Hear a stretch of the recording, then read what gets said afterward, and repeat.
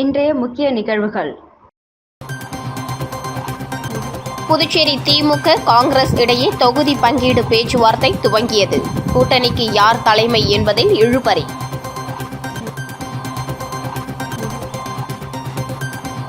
சட்டமன்ற தேர்தல் தேதி அறிவிப்பு. புதுச்சேரியில் போலீசார் துணை ராணுவ படையினர் வாகன சோதனை. குளத்தில் மூழ்கி பள்ளி சிறுமிகள் உயிரிழப்பு. புதுச்சேரி அருகே சோகம்.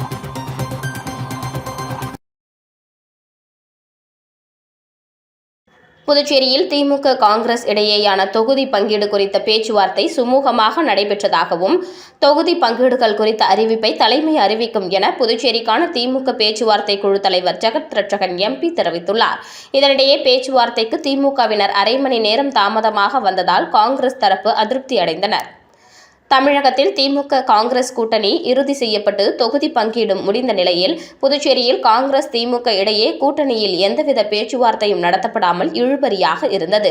புதுச்சேரியில் கூட்டணிக்கு யார் தலைமை ஏற்பது என்பதில் உள்ள முரண்பாடே இந்த இழுபறிக்கு காரணம் என தகவல் வெளியாகின. மேலும் தமிழகத்தில் கூட்டணிக்கு திமுக தலைமை ஏற்றுள்ள நிலையில் புதுச்சேரியில் காங்கிரஸ் தான் தலைமை ஏற்கும் என புதுச்சேரிக்கு வந்த கிரிஷ் சோடங்கர் தெரிவித்தார். அதேநேரம் புதுச்சேரியில் கூட்டணிக்கு யார் தலைமை என்பதை தமிழக முதல்வர் ஸ்டாலின் தான் முடிவு செய்வார் என புதுச்சேரி மாநில திமுக அமைப்பாளரும் எதிர்க்கட்சித் தலைவருமான சிவா தெரிவித்திருந்தார். இதனால் இரு தரப்புக்கும் இடையே தொகுதி பங்கீடு பேச்சுவார்த்தை நடைபெறாமல் இருந்தது. மேலும் பேச்சுவார்த்தைக்கு இரு தரப்பும் அவரவர் கட்சி அலுவலகத்திற்கு அழைப்பு விடுத்திருந்த நிலையில் இரு தரப்பினரும் செல்லவில்லை. எனவே பொதுவான ஒரு இடத்தில் பேச்சுவார்த்தை நடத்த முடிவு செய்யப்பட்டது. இதனை அடுத்து இன்று புதுச்சேரி நகர பகுதியில் உள்ள தனியார் உணவகத்தில் தொகுதி பங்கீடு குறித்த பேச்சுவார்த்தை நடைபெற்றது. இதில் காங்கிரஸ் சார்பில் அமைக்கப்பட்ட பேச்சுவார்த்தை குழுவில் முன்னாள் முதலமைச்சர் நாராயணசாமி, வைத்திலிங்கம் எம்பி, சட்டமன்ற கட்சி தலைவர் வைத்தியநாதன், முன்னாள் அமைச்சர் கந்தசாமி, ஷாஜகான், முன்னாள் அரசு கொறடா அனந்தராமன் உள்ளிட்ட 7 பேரும், திமுகவில் ஜெகத் ரட்சகன் எம்பி, மாநில அமைப்பாளர் சிவா, சட்டமன்ற உறுப்பினர்கள் சம்பத், கெனடி, செந்தில்குமார் உள்ளிட்ட 7 பேர் கொண்ட குழுவினர் பேச்சுவார்த்தையில் ஈடுபட்டனர். சுமார் 30 நிமிடங்களுக்கு மேல் நடைபெற்ற பேச்சுவார்த்தைக்கு பிறகு செய்தியாளர்களை சந்தித்த திமுகவின் ஜெகத் ரட்சகன் எம்பி, திமுக காங்கிரஸ் கூட்டணி பலமாக உள்ளதாகவும் பேச்சுவார்த்தை சுமூகமாக நடைபெற்றதாகவும் தொகுதி பங்கீடு குறித்து தலைமை அறிவிக்கும் என்றார். மேலும் கூட்டணிக்கு யார் தலைமை என்ற கேள்விக்கு ராகுலும் ஸ்டாலினும் அது குறித்து முடிவு செய்வார் என்றார். இதையடுத்து பேசிய புதுச்சேரி காங்கிரஸ் தலைவர் வைத்திலிங்கம் பேச்சுவார்த்தை சுமூகமாக நடைபெற்றதாகவும் கூட்டணிக்கு யார் தலைமை என்பது குறித்தும் விரைவில் சுமூகமாக முடிவு எடுக்கப்படும் என்றார். முன்னதாக பேச்சுவார்த்தைக்கு திமுகவின் பேச்சுவார்த்தை குழு அரை மணி நேரம் தாமதமாக வந்ததால் காங்கிரசார் காத்திருந்தனர் என்பதும் குறிப்பிடத்தக்கது. புதுவை மாநில காங்கிரஸ் கட்சியினுடைய தலைவர் அவர்களும் முன்னாள் அமைச்சர் நாராயணசாமி அவர்களும் மற்றும் அவரோடு சேர்ந்து நாங்களும் பேச்சுவார்த்தை தொடங்கியிருக்கிறோம். பேச்சுவார்த்தை சுமூகமாக நடந்தது. மற்றவர்கள் எல்லாம் பிறகு எங்கள் தலைவர்களை சந்தித்த பிறகு முடிவுகள் எடுக்கப்பட்டதா? என்ன டிமாண்ட் நீங்க வச்சீங்க? டிமாண்ட் ஒண்ணுமே, நாங்கள் எல்லாம் ஒருத்தர் பரிமாற்றங்கள் தான். கூட்டணி உறுதியாயிடுச்சா? கூட்டணி எப்போ உறுதியாயிடுச்சு. புதுச்சேரியில தனித்து நீங்க போட்டியிட போறீங்க, தனித்து காங்கிரஸ் தனித்து ஒரு தகவல் அதெல்லாம் தப்பான தகவல். காங்கிரஸ் கூட்டணி என்பது பலமான கூட்டணி. காங்கிரஸ் திமுக கூட்டணி என்பது பலமான கூட்டணி. தமிழ்நாட்டில் எங்கள் தலைமையில் ஒரு பெரிய கூட்டணி உருவாயிடுது. அதனால இனிமேல் அதுக்கு அந்த பேச்சுக்கே இடம் இல்லை.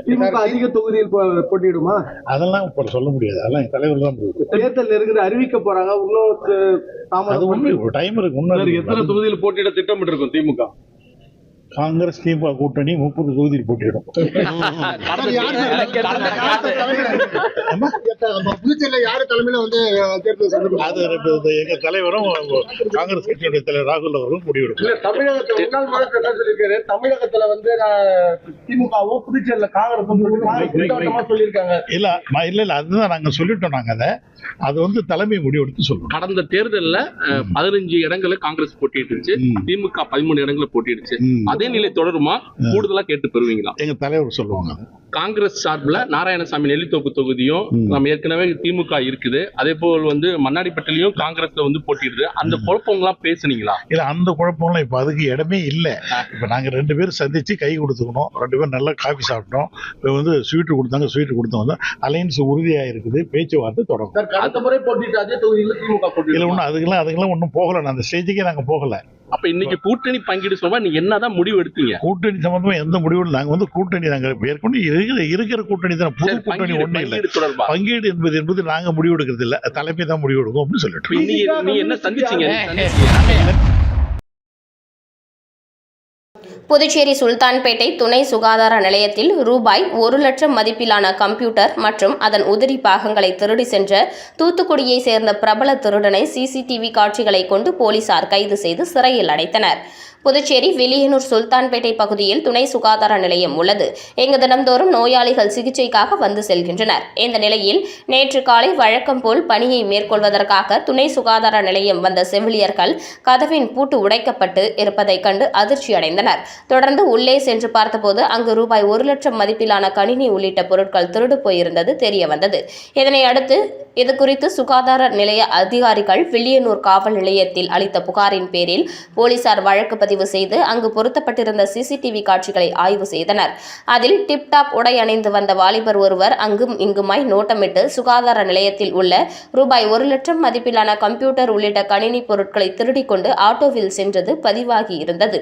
இதனைத் தொடர்ந்து அந்த ஆட்டோ ஓட்டுநரிடம் விசாரித்தபோது அவர் பேருந்து நிலையத்தில் இறங்கிவிட்டதாகவும் அப்போது அந்த நபர் ஜிபே செய்ததும் கூறியுள்ளார். இதனைத் தொடர்ந்து அந்த நபர் ஜிபே செய்த எண்ணை தடயம் செய்ததில் திருட்டு சம்பவத்தில் ஈடுபட்டவர் விழுப்புரம் தாண்டி செல்வது தெரிய வந்ததை அடுத்து போலீசார் அவரை மடக்கி பிடித்து புதுச்சேரி அழைத்து வந்து விசாரணை செய்ததில் அவர் தூத்துக்குடி மாவட்டம் ஸ்ரீவைகுண்டம் பகுதியை சேர்ந்த சண்முக சுந்தரம் என்பதும் இவர் மீது தூத்துக்குடியில் 10க்கும் மேற்பட்ட திருட்டு வழக்குகள் நிலுவையில் உள்ள நிலையில் தூத்துக்குடி போலீசாரின் கெடுபிடி காரணமாக 6 மாதங்களுக்கு முன்னர் புதுச்சேரி வந்தவர் பஞ்சர் கடையில் பணிபுரிந்து வந்துள்ளார். இந்த நிலையில் சண்முக சுந்தரம் அடிக்கடி பணிக்கு வராமல் விடுமுறை எடுத்ததால் அவரை பஞ்சர் கடை உரிமையாளர் பணிக்கு வர வேண்டாம் என கூறியதை அடுத்து சிறு சிறு திருட்டு சம்பவங்களில் ஈடுபட்ட சண்முக சுந்தரம் இறுதியாக ஆரம்ப சுகாதார நிலையத்தில் திருடிக்கொண்டு தூத்துக்குடி செல்லும் போது பிடிபட்டது தெரிய வந்தது. இதனைத் தொடர்ந்து அவர் திருடிய பொருட்களை பறிமுதல் செய்த போலீசார் அவரை நீதிமன்றத்தில் ஆஜர்படுத்தி சிறையில் அடைத்தனர். கோட்டக்குப்பம் அருகே கோவிலுக்கு வழிபாட்டுக்கு சென்ற 2 சகோதரிகள் அங்குள்ள குளத்தில் மூழ்கி உயிரிழந்த சம்பவம் பெரும் சோகத்தை ஏற்படுத்தியுள்ளது. மரக்காணத்தை அடுத்த கீழ்புத்துப்பட்டு சாவடி தீர்த்தவாரி தெருவை சேர்ந்தவர் ஐயனார். இவரது மகள்கள் ஹர்ஷினி, கயல். இவர்கள் இருவரும் காலாப்பட்டு பகுதியில் தனியார் பள்ளியில் முறையே 6, 3ஆம் வகுப்புகளில் படித்து வருகின்றனர். இவர்கள் இருவரையும் அவர்களது தாய் ஜெயந்தி நேற்று மாலை வீட்டின் அருகே கிழக்கு கடற்கரை சாலையில் உள்ள கங்கையம்மன் கோவிலுக்கு வழிபாட்டிற்கு அனுப்பி வைத்தார். வெகு நேரமாகியும் இருவரும் வீட்டுக்கு திரும்பாததால் பெற்றோர் ஊர் முழுவதும் தேடி பார்த்தும் சிறுமிகள் இருவரும் கிடைக்கவில்லை. இதையடுத்து கிராம இளைஞர்கள் கோவில் அருகே உள்ள குளத்தில் இறங்கி தேடிய போது ஹர்ஷினி, கையல் ஆகிய இருவரும் குளத்தில் மூழ்கி இறந்து கிடந்தது தெரிய வந்தது. இதையடுத்து சிறுமிகள் இருவரின் சடலங்களும் மீட்கப்பட்டு உடற்கூறாய்விற்காக புதுச்சேரி பிம்ஸ் மருத்துவக் கல்லூரி மருத்துவமனைக்கு அனுப்பி வைக்கப்பட்டன. கோவிலுக்கு சென்ற சிறுமிகள் இருவரும் அருகில் உள்ள கங்கையம்மன் கோவில் குளத்தில் தாமரை பூ பறிக்க முற்பட்ட போது நீரில் தவறி விழுந்து உயிரிழந்திருக்கலாம் என கோட்டக்குப்பம் போலீசார் தெரிவித்தனர். மேலும் இதுகுறித்து போலீசார் விசாரித்து வருகின்றனர். புதுச்சேரிக்கான சட்டமன்ற தேர்தல் தேதி இன்று மாலை அறிவிக்கப்பட உள்ள நிலையில் புதுச்சேரியில் துணை ராணுவத்தினருடன் போலீசார் தீவிர வாகன சோதனையில் ஈடுபட்டு வருகின்றனர். புதுச்சேரி, தமிழகம் உட்பட 5 மாநில சட்டமன்ற தேர்தல் தேதி இன்று மாலை அறிவிக்கப்பட உள்ளது. இந்த நிலையில் தேர்தல் பாதுகாப்பு பணிக்காக தமிழகம் மற்றும் புதுச்சேரிக்கு துணை ராணுவ வீரர்கள் அனுப்பி வைக்கப்பட்டுள்ளனர். இந்த நிலையில் புதுச்சேரி வந்துள்ள துணை ராணுவ படையினர் புதுச்சேரி போலீசாருடன் இணைந்து புதுச்சேரியில் வாகன சோதனையில் ஈடுபட்டு வருகின்றனர். குறிப்பாக புதிய பேருந்து நிலையம், ராஜீவ்காந்தி சதுக்கம், மாநில எல்லைகளின் அண்டை மாவட்டங்களில் இருந்து வரக்கூடிய அனைத்து வாகனங்களிலும் சோதனை மேற்கொண்டு வருகின்றனர்.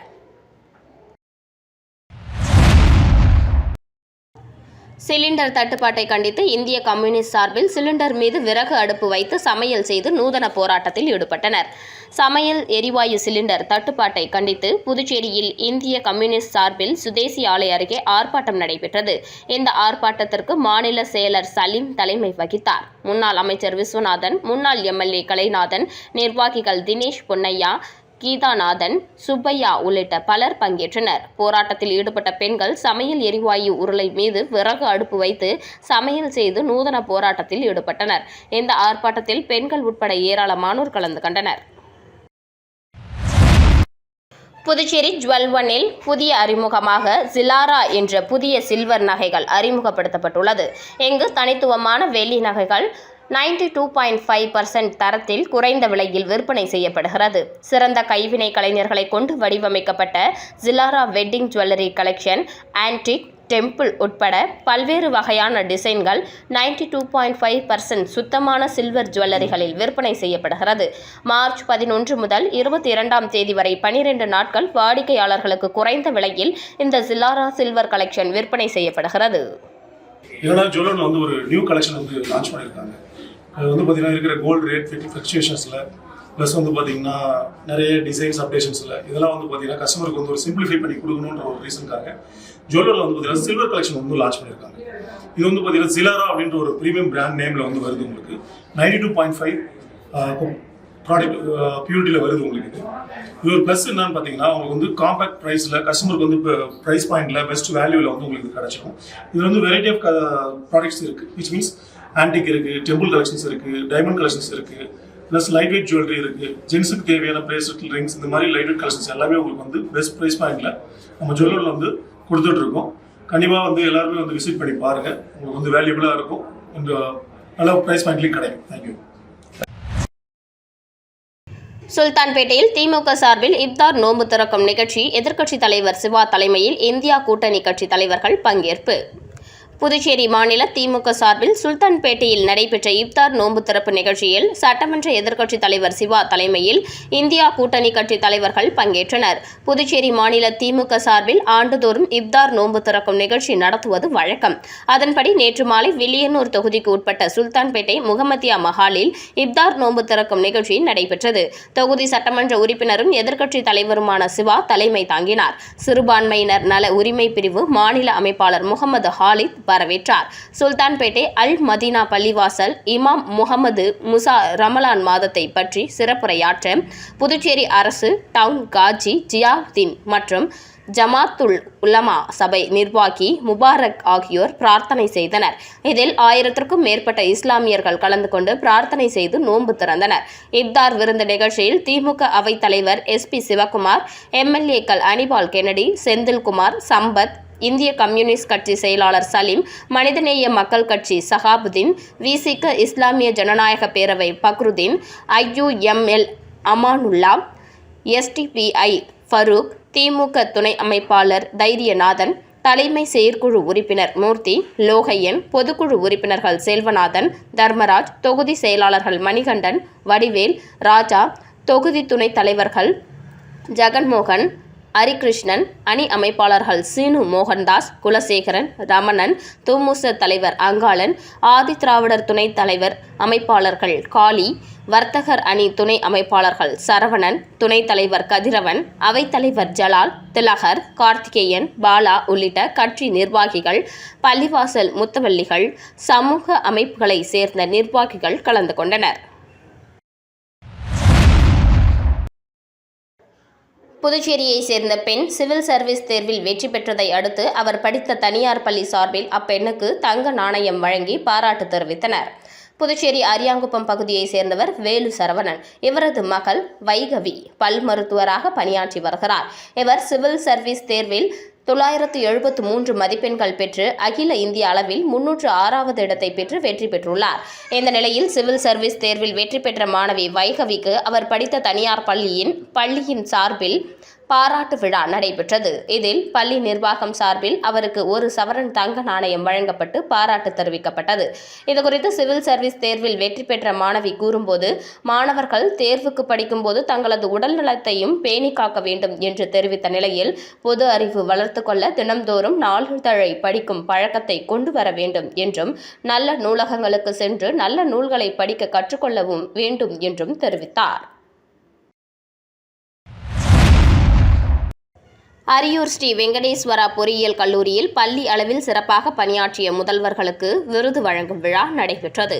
அரியூர் ஸ்ரீ வெங்கடேஸ்வரா பொறியியல் கல்லூரியில் பள்ளி அளவில் சிறப்பாக பணியாற்றிய முதல்வருக்கு மற்றும் நிர்வாகிகள், சிறந்த ஆசிரியருக்கு விருது வழங்கும் விழா கல்லூரியில் உள்ள சாய் அரங்கில் நடைபெற்றது. இந்த நிகழ்ச்சிக்கு கல்லூரியின் தலைவர் ராமச்சந்திரன் மற்றும் ராதா ராமச்சந்திரன் ஆகியோர் வழிகாட்டுதலின்படி நடைபெற்ற இந்த நிகழ்ச்சியில் கல்லூரியின் பொது மேலாளர் சவுந்தரராஜன் வரவேற்றார். பொறியியல் கல்லூரியின் முதல்வர் முதல்வர் பிரதீப் தேவநேயன், துணை முதல்வர் ஜெயராமன் ஆகியோர் கலந்து கொண்டனர்.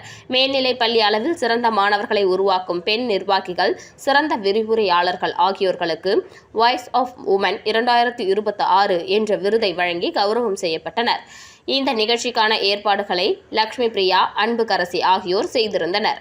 நிகழ்ச்சியின் முடிவில் பேராசிரியர் சசிகலா அனைவருக்கும் நன்றி கூறினார். வெளியனூர் தனியார் திருமண நிலையத்தில் அப்பார் கேபிள் சொல்யூஷன் சம்பந்தமாக தனியார் மின் பணியாளர்கள் பங்கேற்ற ஆலோசனைக் கூட்டம் நடைபெற்றது. புதுச்சேரி மாநிலம் வில்லியனூர் கோட்டைமேடு அருகே உள்ள ஆனந்தராஜா திருமண நிலையத்தில் அப்பார் கேபிள் சொல்யூஷன் சம்பந்தமாக ஆலோசனைக் கூட்டம் நடைபெற்றது. இதில் அப்பார் கேபிள் சொல்யூஷன் நிறுவனத்தின் அசிஸ்டன்ட் மேனேஜர் சபரிநாதன் கலந்து கொண்டு அப்பார் ஒயர் கேபிளை அறிமுகம் செய்து வைத்து அதன் நன்மைகள் குறித்து மின் பணியாளர்களிடையே எடுத்துரைத்தார். தொடர்ந்து மின் பணியாளர்களின் சந்தேகங்களை தீர்க்கும் வகையில் பதில் அளித்தார். இந்த நிகழ்ச்சிக்கு புதுச்சேரி எலக்ட்ரீஷியன் அசோசியேஷன் வில்லியனூர் தொகுதி தலைவர் செம்மனேரி முன்னிலை வகித்தார். தொடர்ந்து நடைபெற்ற ஆலோசனைக் கூட்டத்தில் எலக்ட்ரீஷியன் தங்களது சந்தேகங்களை கேட்டு தெளிவு பெற்றனர். நடைபெற்ற ஆலோசனைக் கூட்டத்தில் 100க்கும் மேற்பட்ட எலக்ட்ரீஷியன்கள் கலந்து கொண்டு சிறப்பித்தனர். மேலும் ஆலோசனைக் கூட்டத்தில் அப்பார் ஒயர் கேபிள் சம்பந்தமான கேள்விகளுக்கு சரியான பதில் அளித்த 10 நபர்களுக்கு சிறப்பு பரிசு அளிக்கப்பட்டது. நிகழ்ச்சியின் நிறைவில் ஆலோசனைக் கூட்டத்தில் கலந்து கொண்ட அனைத்து மின் பணியாளர்களுக்கும் அன்பளிப்பு மற்றும் மதிய உணவு வழங்கப்பட்டது.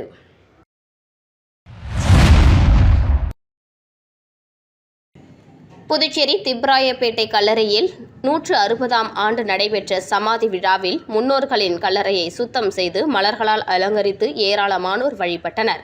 கிறிஸ்தவர்கள் கல்லறை திருநாளை கடைபிடிப்பது போல புதுச்சேரியில் உள்ள 21 கிராமங்களைச் சேர்ந்த ஆதி திராவிட பஞ்சாயத்து குழு கூட்டமைப்பு சார்பில் சமாதி திருவிழா ஆண்டுதோறும் கடைபிடிக்கப்பட்டு வருகிறது. அதன்படி 160ஆம் ஆண்டு சமாதி திருவிழா உப்பளம் திப்ராயப்பேட்டை சன்னியாசி தோப்பில் உள்ள மயானத்தில் நடைபெற்றது. இந்த ஆண்டு சமாதி திருவிழா அனுசரிக்கப்பட்டது.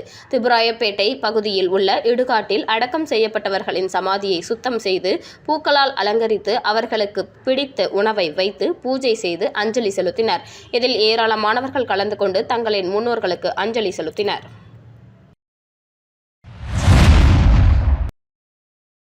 பிச்சைவீரன்பேட்டில் மாசி பெருவிழாவில் முனைவர் லாவண்யா கலந்து கொண்டு சுவாமி தரிசனம் செய்து 1 லட்சம் நன்கொடை வழங்கினார். உழவர்கரை சட்டமன்ற தொகுதிக்குட்பட்ட பிச்சைவீரன்பேட் பகுதியில் எழுந்தருளி அருள் பாலிக்கும் அருள்மிகு ஸ்ரீ அங்காள பரமேஸ்வரி மற்றும் ஸ்ரீ எல்லை புற்று காளியம்மன் ஆலய மாசி பெருவிழா மிகுந்த பக்தி பூர்வமாகவும் சிறப்பாகவும் நடைபெற்றது. விழாவை முன்னிட்டு அருள்மிகு ஸ்ரீ அங்காள பரமேஸ்வரி மற்றும் ஸ்ரீ எல்லை காளியம்மனுக்கு மகா கணபதி ஹோமம் நடைபெற்றது. தொடர்ந்து புற்று காளியம்மனுக்கு விசேஷ தீபாராதனை மற்றும் சாகை வார்த்தல் உற்சவம் நடைபெற்றது. மேலும் விழாவின் ஒரு பகுதியாக அக்னி சட்டி எடுத்தல் மற்றும் கும்பம் கொட்டுதல் போன்ற பாரம்பரிய நிகழ்ச்சிகளும் மிக சிறப்பாக நடைபெற்றன. இந்த விழாவில் சிறப்பு அழைப்பாளராக சமூக சேவகி முனைவர் லாவண்யா கலந்து கொண்டார். அவருக்கு கோவில் நிர்வாகம் சார்பாக பரிவட்டம் கட்டி சிறப்பு மரியாதை வழங்கப்பட்டது. இந்த நிகழ்வில் ஊர் பொதுமக்கள் மற்றும் பக்தர்கள் திரளாக கலந்து கொண்டு விழாவை சிறப்பித்தனர். விழா நிறைவில் முனைவர் லாவண்யா 1 லட்சம் நன்கொடை வழங்கினார். இதனைத் தொடர்ந்து கோவில் நிர்வாகம் மற்றும் ஊர் பொதுமக்கள் சார்பாக சமூக சேவகி முனைவர் லாவண்யாவிற்கு அனைவரும் மனமார்ந்த நன்றி தெரிவித்தனர். மீண்டும் இன்றைய முக்கிய நிகழ்வுகள். புதுச்சேரி திமுக காங்கிரஸ் இடையே தொகுதி பங்கீடு பேச்சுவார்த்தை துவங்கியது. கூட்டணிக்கு யார் தலைமை என்பதில் இழுபறி.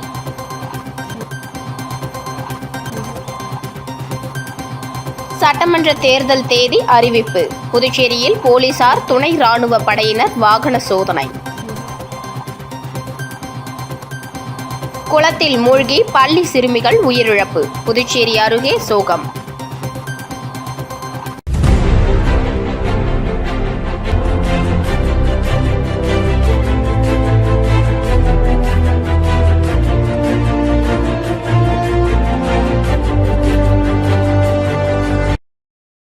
செய்திகளை உடனுக்குடன் தெரிந்து கொள்ள ஆஸ்கார் யூடியூப் சேனலை சப்ஸ்கிரைப் செய்யவும்.